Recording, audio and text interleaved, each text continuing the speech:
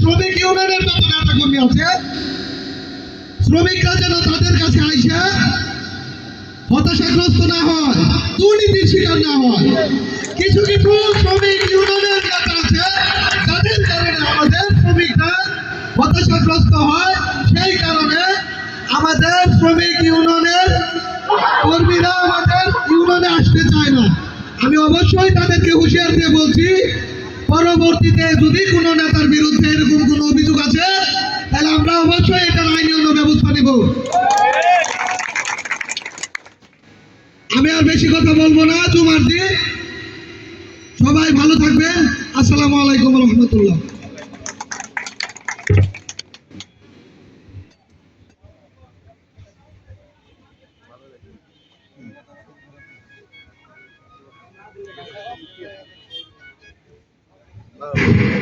এখন আপনাদের সামনে সংক্ষিপ্ত বক্তব্য রাখবেন ধামরাই উপজেলা ইমারত নির্মাণ শ্রমিক ইউনিয়নের যুগ্ম সাধারণ সম্পাদক ওমর ফারুক ভাই। আসসালামু আলাইকুম। আপনারা কেমন আছেন? অনেক কষ্টের মধ্যে ভালো থাকা কেমন সেটা আমরা জানি। যাই হোক, আমাদের এখানে উপস্থিত আছেন ধামরাই উপজেলা নির্মাণ শ্রমিক ইউনিয়নের সম্মানিত সভাপতি শহীদুল ইসলাম। আমাদের এখানে উপস্থিত আছেন আমাদের সমুপদেষ্টা আব্দুল খালেক ভাই, ও আমাদের এখানে উপস্থিত আছেন সাধারণ সম্পাদক আসাদুজ্জামান ও শাখা কমিটির সভাপতি ও সেক্রেটারি ও আপনার শরীফবাগ শাখার ডলিমিটা শাখার সভাপতি ও সেক্রেটারি। সবাইকে আমার আন্তরিক শুভেচ্ছা ও অভিনন্দন। যাই হোক, কথা বলার সংক্ষিপ্ত কথা বলতে হবে, তাই বলার জন্য দাঁড়িয়েছি, কথা বলতে হবে। আমাদের ন্যায্য অধিকার তখনই পাবো আমরা যখন এক হতে থাকতে পারবো। আজকে আমাদের মা বাবার ওষুধ নিতে পারি না, বাচ্চার লেখাপড়ার জন্য তাদের যে খরচা আমরা চালাতে পারছি না। তাই সকল বিত্তবানদের কাছে ও প্রধানমন্ত্রী পর্যন্ত আমরা বলতে চাই যে আমাদের কাছে দাঁড়ান, আমাদের পাশে দাঁড়ান। আমরা চলতে পারছি না, কেন পারছি না? কারণ অনেক বিত্তশালী আমরা দেখি তাদের বাচ্চাদের টিফিনে খরচ হয় 500 টাকা, আর আমাদের সারাদিনের মজুরি হয় মাত্র 500 টাকা। এখানে আলাদা অর্জন। তাহলে আমরা কি করে চলবো? আপনারা দেখুন আমাদের, কারণ আমরা আপনাদের ভাই, আপনাদের আমরা না থাকলে আপনাদের চলতে না। আজকে 500 টাকা আপনাদের টিফিন খরচা হয়, তাহলে আমাদের সন্তানের কি 10 টাকা হয় না? আমরা সেটাও দিতে পারি না। আমাদের বাচ্চাদেরকে কেটে যেতে হয়, আর আপনারা গাড়িতে যান, আপনাদের স্কুটি কিনে দেওয়া হয় বাচ্চাদের, আমাদের বাচ্চারা তো কেউ যেতে পারে না। তাই বলবো, আমাদের কাছে একটু দাঁড়ান। আমরা গরিব থাকতে পারি, কিন্তু আমরা জীবন দিয়ে দিতে পারি আপনাদের জন্য। আমরা যদি জীবন দিতে পারি, আপনারা কি আমাদের কাছে তো দাঁড়াতে পারবেন না? অবশ্যই অবশ্যই দাঁড়াতে হবে, কারণ গরিব আছে বলে আপনাদের সবকিছুই আছে। এই গরিব মানুষ না থাকলে আপনাদের অনেক সমস্যা দাঁড়িয়ে যেত। অনেকে বলে আমাদের কাজ কাম তোদের না দিয়ে তোমরা চলতেই পারত না, আর এটা কথা না। গরিব আছে বলে আপনারা আজকে ভালো খাচ্ছেন, ভালো চলছেন, ভালোভাবে থাকতে পারতেছেন। আমাদেরকে দেখুন, আমরা আপনাদের ভাই হিসেবে থাকতে চাই, বন্ধু হিসেবে থাকতে চাই, কিন্তু আপনারা শত্রু হিসেবে কেন দেখেন? আপনারা আমাদের সাথে অনেক লাঞ্ছনা যদি কথা বলেন, কেন বলেন? আমাদের তো ভাই মনে করলেই হয়।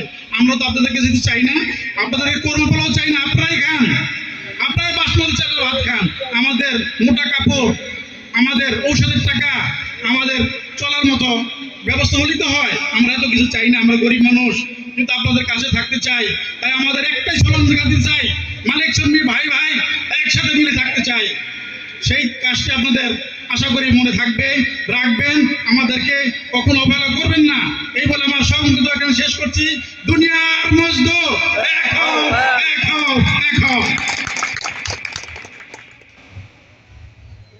ধন্যবাদ ওমর ভাইবানকে তার মূল্যবান বক্তব্য রাখার জন্য।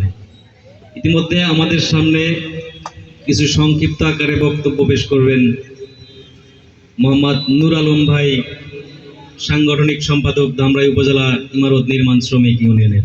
আমি ভাইকে তার শ্রমিকদের অধিকার নিয়ে কিছু কথা বলার জন্য বিনীতভাবে অনুরোধ করছি।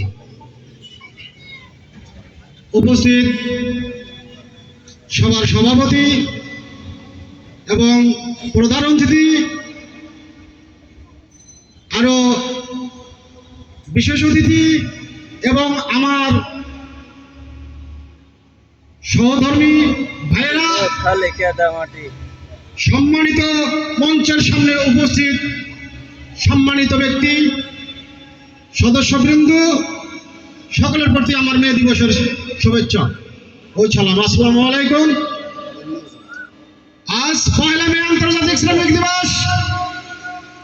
এই দিন শ্রমজীবী মানুষের অধিকার আদায়ের দিন। 11:42। এই দিনটা শ্রমিককে স্মরণ করিয়ে দেয়। এই শ্রমিকরা দেশের একটা চালিকা শক্তি, অর্থনীতির চাকা। এই শ্রমিকরা মেল শ্রমিক, নির্মাণ শ্রমিক, পরিবহন শ্রমিক, এই বাংলাদেশের উন্নয়ন চালিকা শক্তির সাথে সবাই অঙ্গাঙ্গিভাবে জড়িত। এই শ্রমিকরা যদি 7 দিনের জন্য কাজ বন্ধ করে দেয়, এই বাংলাদেশের অর্থনীতি অচল হয়ে পড়ে যাবে। এই অবস্থায় লেবার ফেডারেশন অফিসার হয়ে যায়। কবি নজরুল ইসলামের 2টি কথা আমার মনে পড়ে যায়। লেবার ফেডারেশন কবি নজরুল ইসলাম বলেছিলেন, মা তুমি বলতে পারো যে শ্রমিকরা বড়লোকদের জন্য বিলাসবহুল গাড়ি তৈরি করে, সেই শ্রমিকরা ওই গাড়ির তলে চাপা পড়ে মরে কেন? মা তুমি কি বলতে পারো যে শ্রমিকরা কোটিপতি, বড়লোক, বিত্তবানদের অট্টালিকা তৈরি করে, সেই শ্রমিকরাই কেন পুরে ঘরের মধ্যে মাছির মতো ছটফটে মরে? মা তুমি কি বলতে পারো যে শ্রমিকরা দেশের বড় বড় রাজনীতি, প্রধানমন্ত্রী, মন্ত্রী, আমলা, নেতা, এমপি, চেয়ারম্যান, যাদের পেটের খাদ্যের জন্য, খোরাকের জন্য ঝড় বৃষ্টির মধ্যে ভিজে নিজের শরীর মাথার ঘাম পায়ে ফেলে যে খাদ্য উপার্জন করে, সেই শ্রমিকরা কেন খাদ্যের অভাবে তার পরিবারকে নিয়ে না খেয়ে রাত যাপন করে? মা তুমি কি বলতে পারো?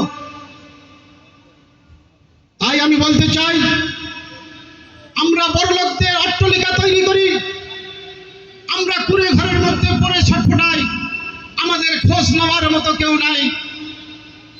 কেন মানুষের মধ্যে এত ভেদাভেদে কেন? কোটিপতিরা, বড়লোক নাকি এই গরিবদের সাথে, গরিবদের প্রতি একটু সহানুভূতি দেখায়?